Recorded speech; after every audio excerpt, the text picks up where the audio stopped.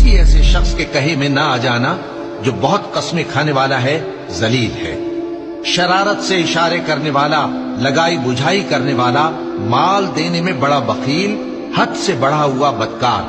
سخت خو اور اس کے علاوہ بدذات ہے۔